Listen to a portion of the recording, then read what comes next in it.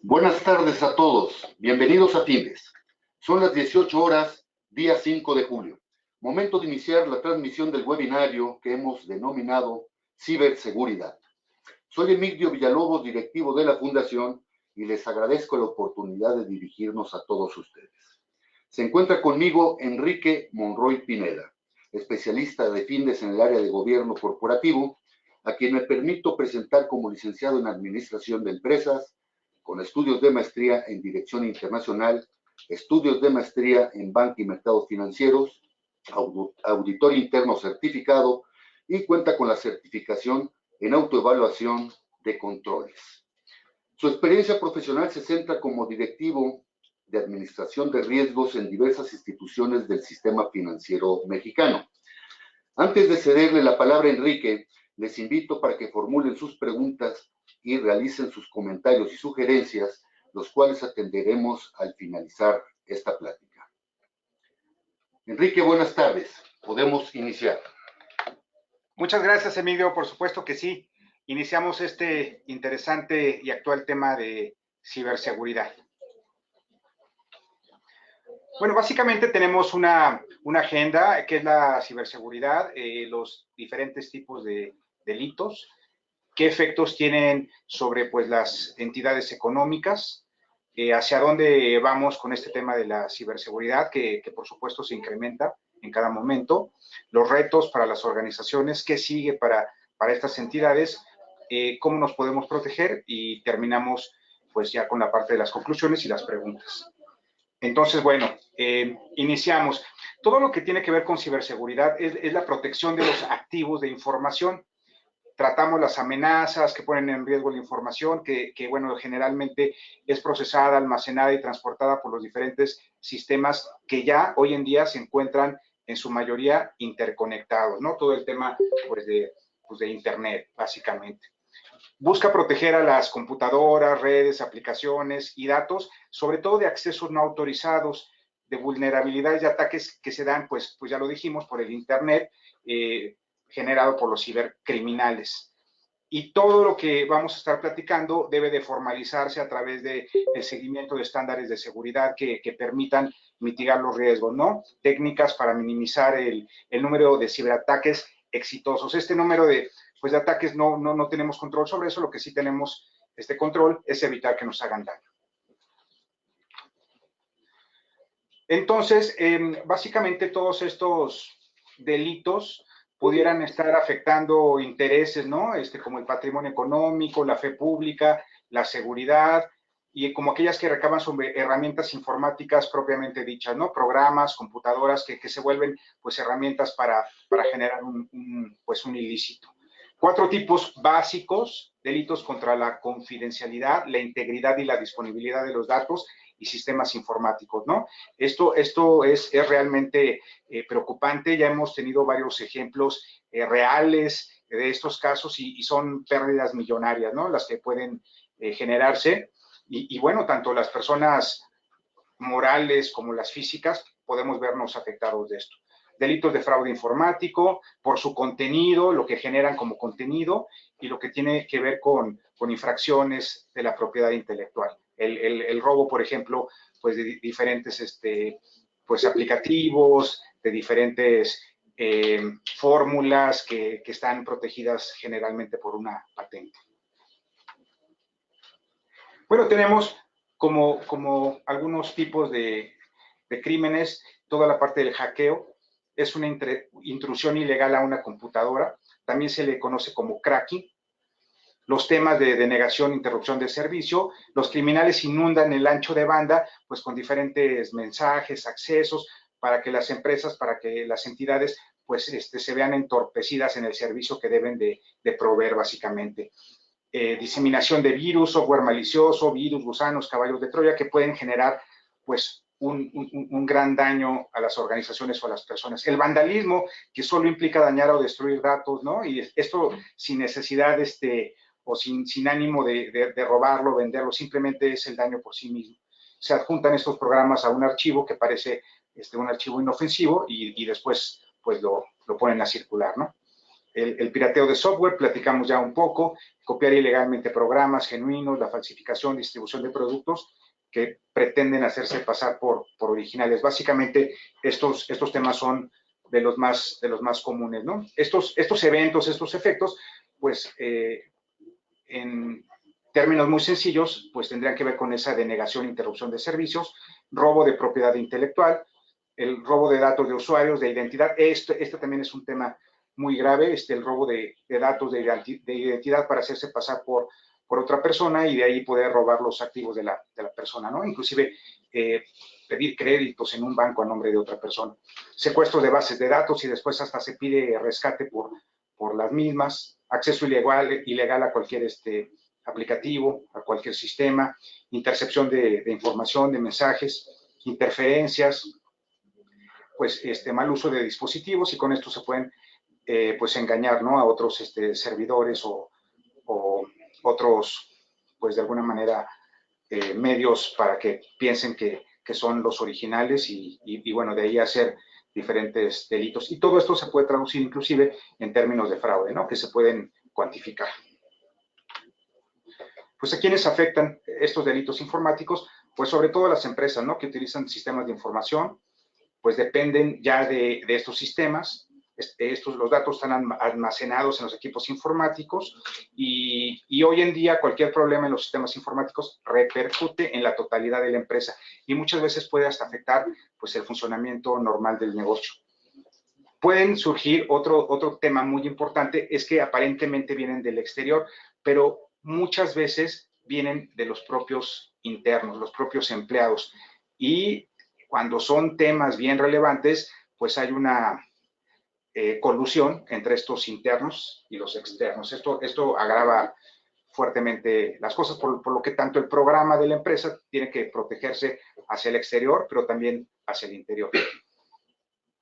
Lo que comentamos, y las personas físicas, nosotros, sí nos podemos ver fuertemente afectados por este tipo de delitos, ¿no? Sobre todo quien utiliza una banca electrónica, por ejemplo. Entonces, bueno, es de cuidado a todos los niveles. ¿En qué nos daña para una empresa? Pues en su reputación, pues el deterioro de la confianza del cliente, para entidades que están monitoreadas pues del regulador, como sería para un banco, pues la Comisión Nacional Bancaria de Valores, ¿no? Los inversores, evidentemente hay consecuencias legales por las leyes implicadas, interrupción de los procesos de negocio, que si no tenemos un buen plan de continuidad, pues nos puede hacer inclusive perder pues ingresos, las pérdidas monetarias, ¿no?, o los beneficios esperados que no llegan. Entonces, una cuantificación de este tipo de riesgos pudiera ser sumamente alta para empresas que son muy dependientes de operar a través de los diferentes sistemas, ¿no?, conectados a Internet.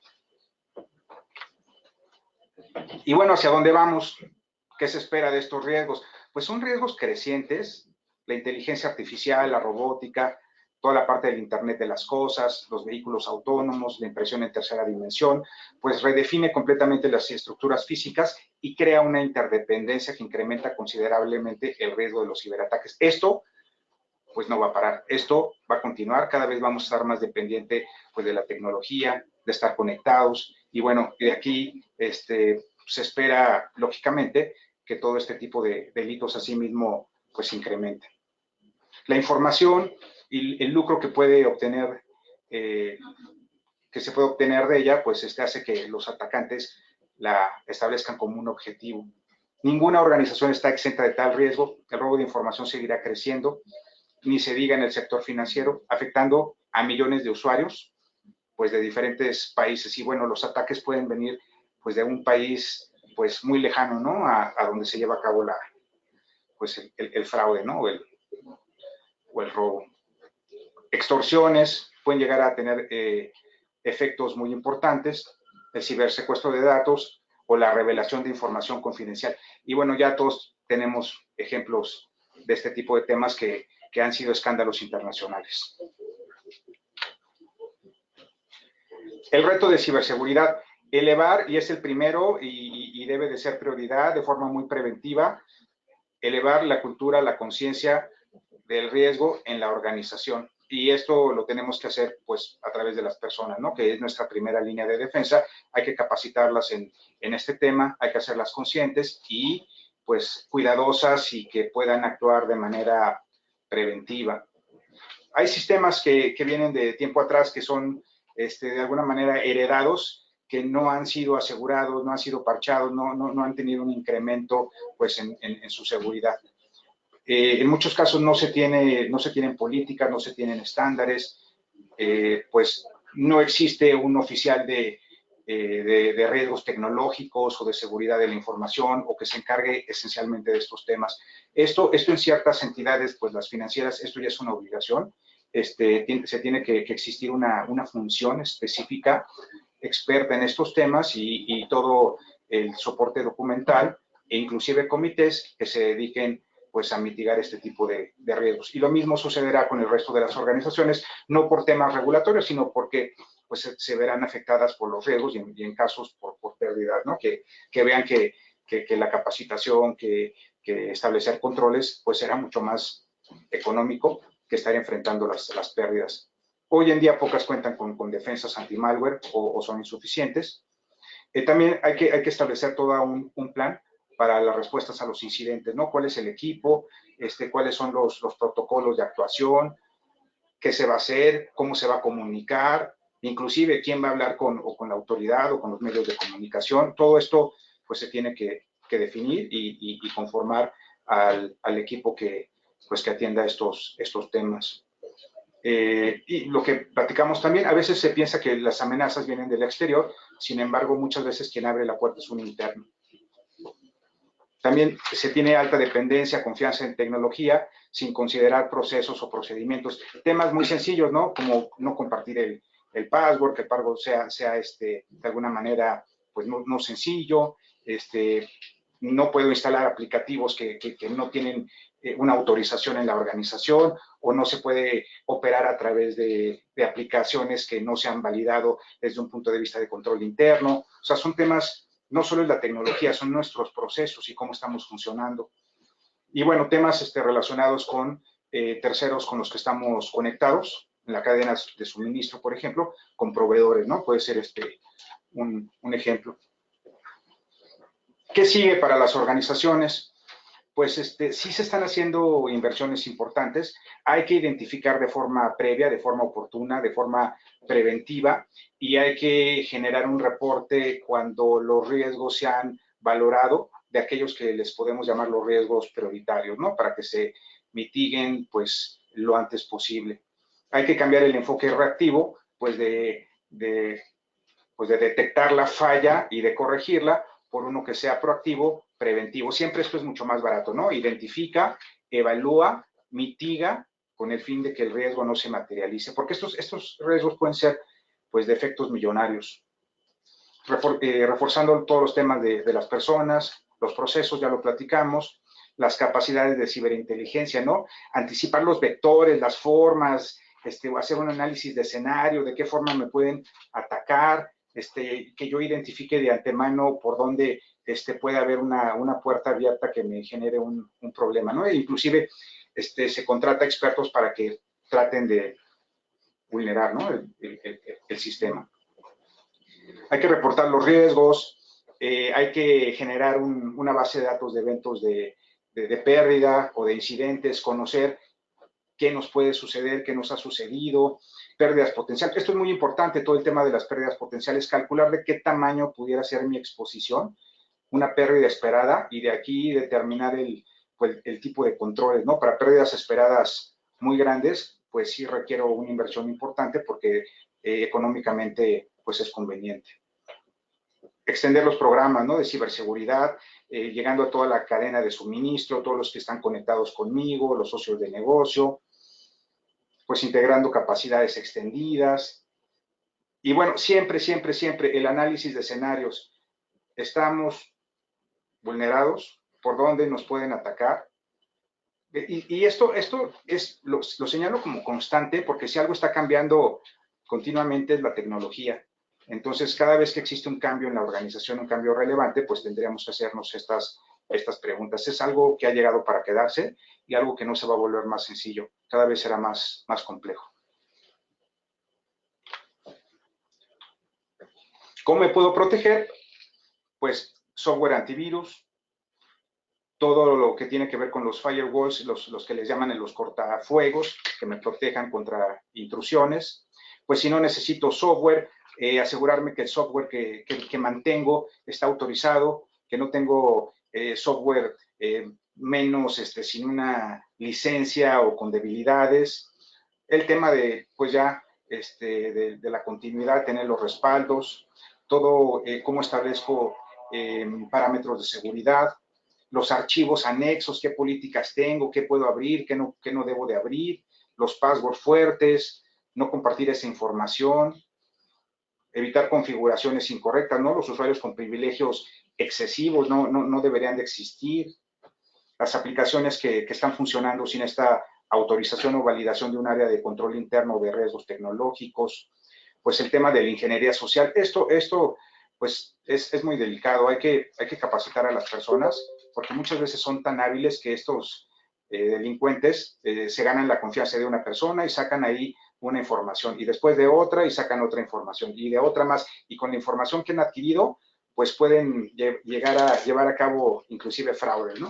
Se hacen pasar por terceros y como conocen ciertos temas dentro de la organización, pues alguien distraído, alguien que no tenga pues los elementos de validación o no los lleve a cabo, pues fácilmente puede cumplir requerimientos de estos delincuentes y de esta manera pues llevar a cabo algún tipo de fraude. Y se da mucho, se da mucho.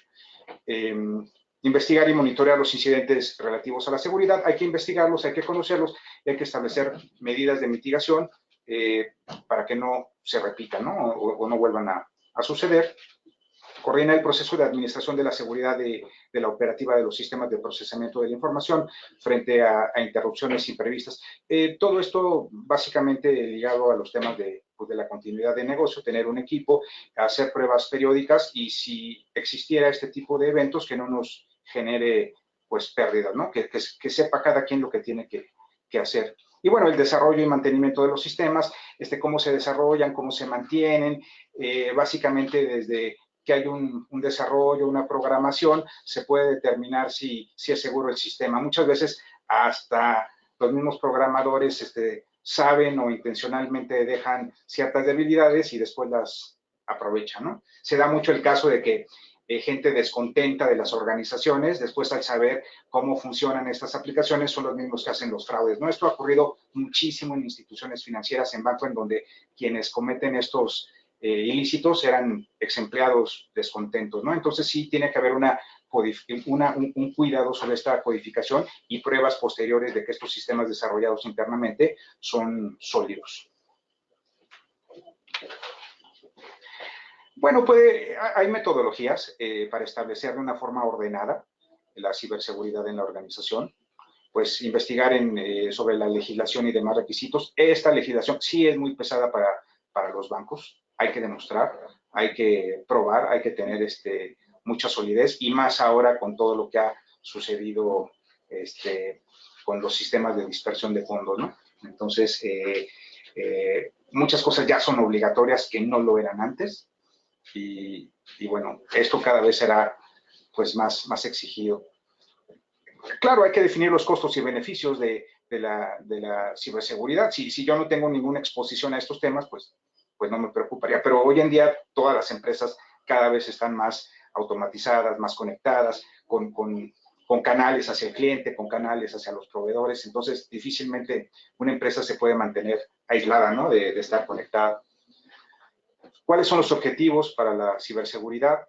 Hay marcos de referencia, por supuesto, para la implementación, lo que le podemos llamar mejores prácticas. Estas mejores prácticas hay que alinearlas a los temas regulatorios y cumplir con ambos, pero siempre, pues como base tenemos las mejores prácticas. ¿Cómo lo vamos a implementar? Aquí sí, toda la parte de identificación, evaluación, mitigación de riesgos y todo lo que tiene que ver con las validaciones o la evaluación de los controles, ¿no? Y esto como un proceso cíclico, como un monitoreo continuo, siempre asegurar de forma preventiva esa validación de los controles y cuando se determina que alguno no es lo fuerte que debería de ser, pues generar un plan de acción correctivo. Esto tiene que ver muchísimo con todo el tema de riesgo operacional en los bancos.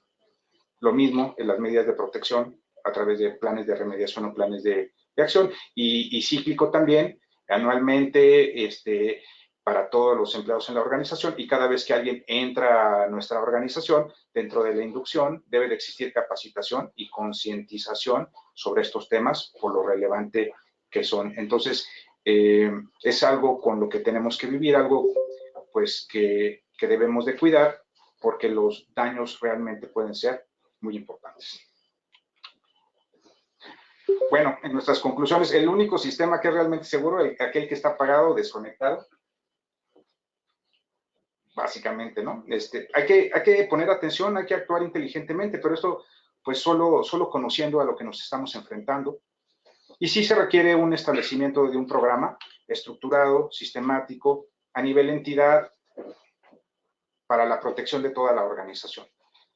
Básicamente, estos son en general, pues, los temas que se tocan en el curso. Y bueno, yo espero que ahora tengan una idea más clara de lo que es pues la ciberseguridad, los ciberriesgos y la importancia de este tema, pues, que nos debe de ocupar por, pues, los efectos que pueden tener, las pérdidas que podemos enfrentar, ya sea en lo personal o a través de la organización. Enrique, muchas gracias. Vamos a dar unos segundos para que los participantes de este webinario nos formulen sus preguntas.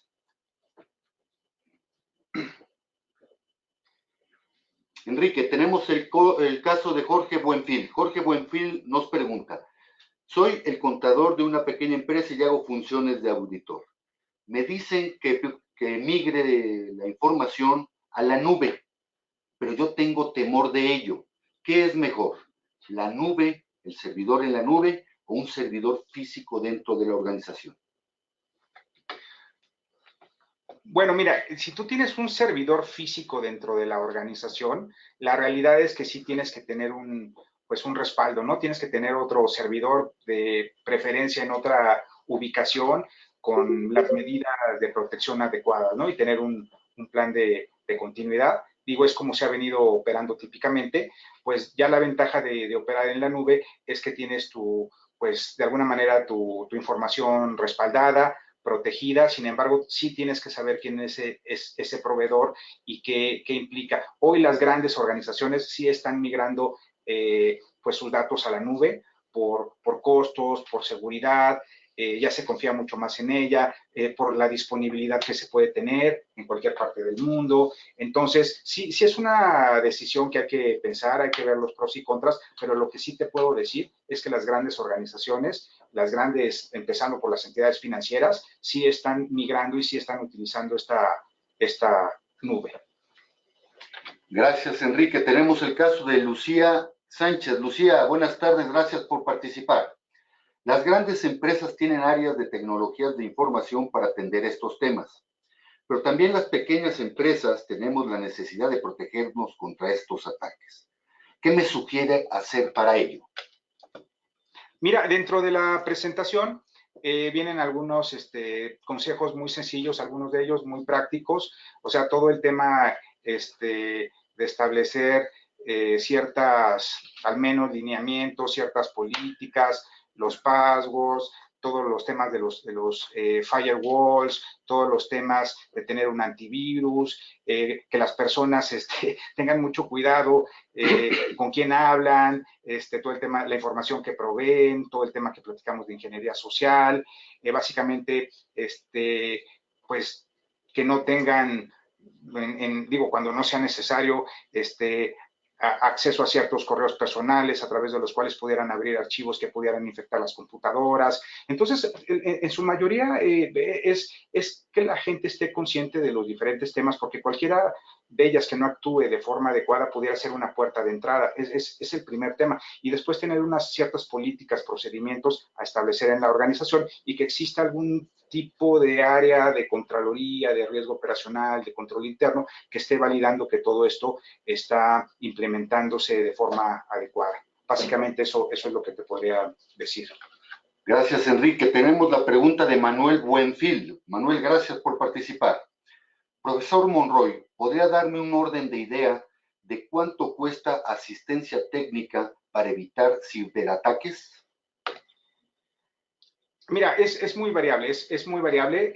Lo que sí te digo que están haciendo las organizaciones es que contratan a despachos, contratan a expertos para hacer de alguna manera pruebas de vulnerabilidad para ver en dónde detectan fallas, errores y que pudiera ser una puerta de entrada, ¿no? Para estos hackers, crackers, pero es dependiendo de la complejidad de tu organización, dependiendo del proveedor, dependiendo pues del consultor, pero las organizaciones sí están requeridas, sobre todo nuevamente las que están reguladas del sector financiero, en llevar a cabo estas pruebas de la solidez de sus sistemas y de su conectividad periódicamente.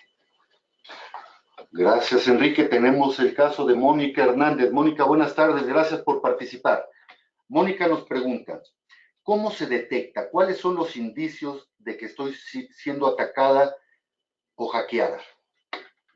Pues muchas veces te das cuenta por el comportamiento de tu sistema, se vuelve mucho más lento, muchas veces pierdes cierta información, pues de alguna manera se comporta con una mucho menor disponibilidad, velocidad, se ve afectado el ancho de banda y bueno, ya en el peor de los casos empiezas a ver pérdida pues, de archivos, de información y bueno, pudiera ser hasta de, no sé, metiéndose, que se puedan meter a ciertos áreas o aplicaciones en donde se manejen los dineros de la organización y bueno, de aquí se cometería un fraude importante. Pero al principio sí se puede detectar a través del desempeño, ¿no? De tus máquinas, de tus computadoras, de tus sistemas.